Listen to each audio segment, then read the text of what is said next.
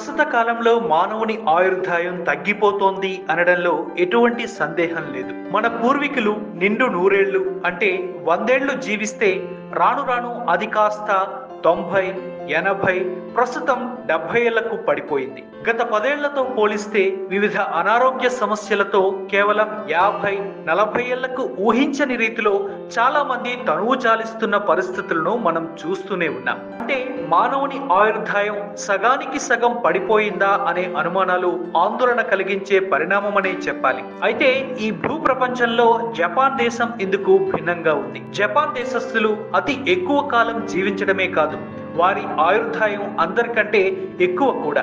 జపనీయులు ఎక్కువ కాలం జీవించడానికి గల కారణం ఏంటి? వారి జీవన విధానం ఏ విధంగా ఉంటుంది? వారి ఆహారపు అలవాట్లు ఎలా ఉంటాయి? అసలు వాళ్ళ సీక్రెట్ ఫార్ములా ఏంటో ఇప్పుడు తెలుసుకుందాం.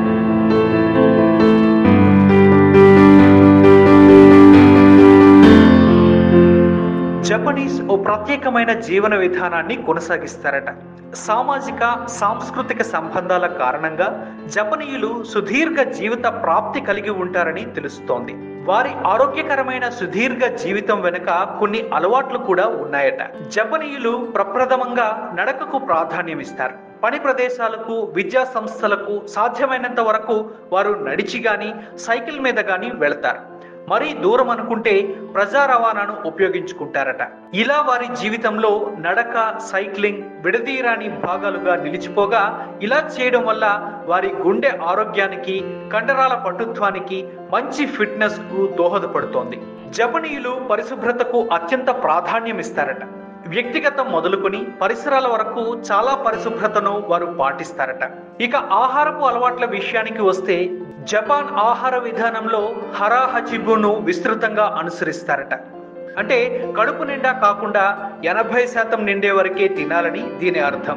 ఇది ఎక్కువ మొత్తంలో తినకుండా నియంత్రిస్తుంది కూడా.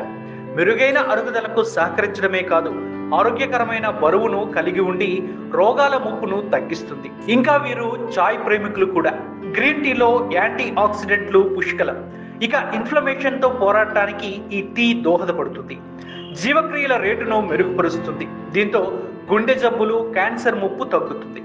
రోజు గ్రీన్ టీ తీసుకుంటే కలిగే ఆరోగ్య ప్రయోజనాలు ఎన్నో ఉంటాయని మనకు కూడా తెలుసు కదా.